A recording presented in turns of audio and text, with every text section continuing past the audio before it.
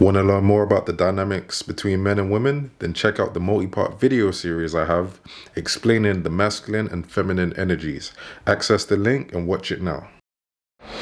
Alright, so in this video we're talking about the nonsense of wasting your time figuring out who is better between men and women.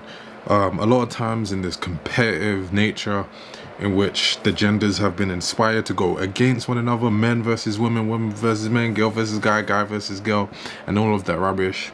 Everyone's ego is based on who is the one who is more valuable than the other, who is the prize, who is better, who has more qualities, blah blah blah. It's all a waste of time because you're just supposed to align, right? But we say this, right? Men and women are not the same. We're not the same. We don't have the same qualities. We don't have the same traits. So by nature, we cannot be equal. We cannot be equal because we don't have the same qualities. It's not like God was like, let me just measure. Measures are okay. It's not like that. Now, we'll get to the value that each brings to the partnership or the family or whatever you want to call it. We can talk about that.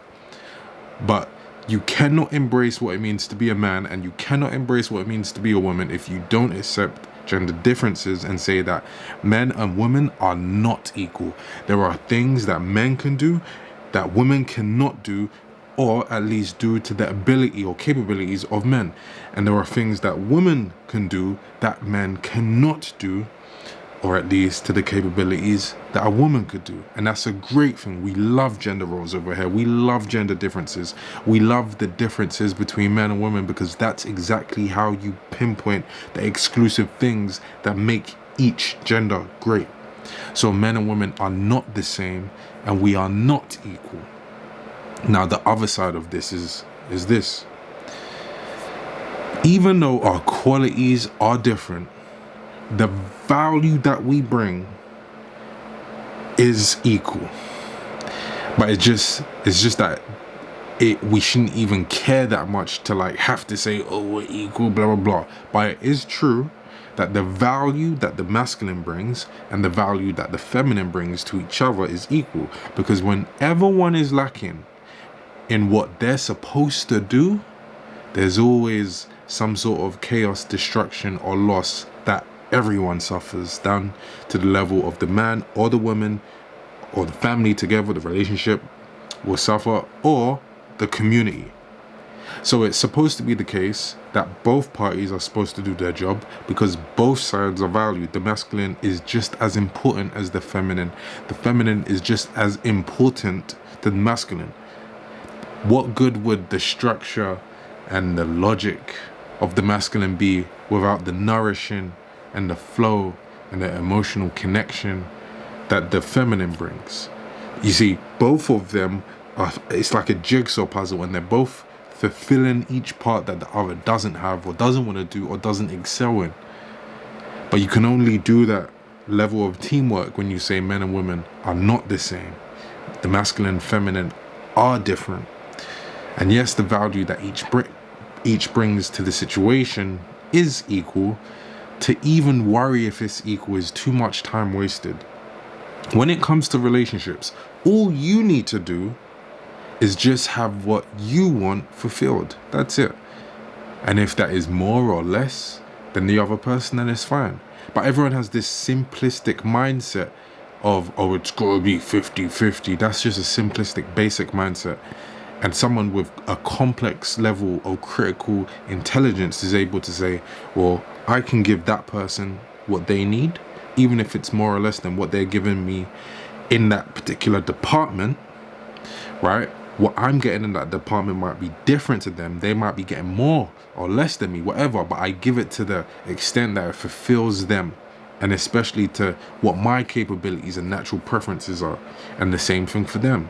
If in a certain department or a certain area, they're giving more to me than I'm giving to them, that's okay if that's what I was looking for and they wasn't looking for that same thing. Do you understand? On a very basic level, we can see this in terms of a woman wanting a man that's tall. So a girl could be 5'2" and want a guy 6'2", and she's all valid in wanting that if that's what she wants.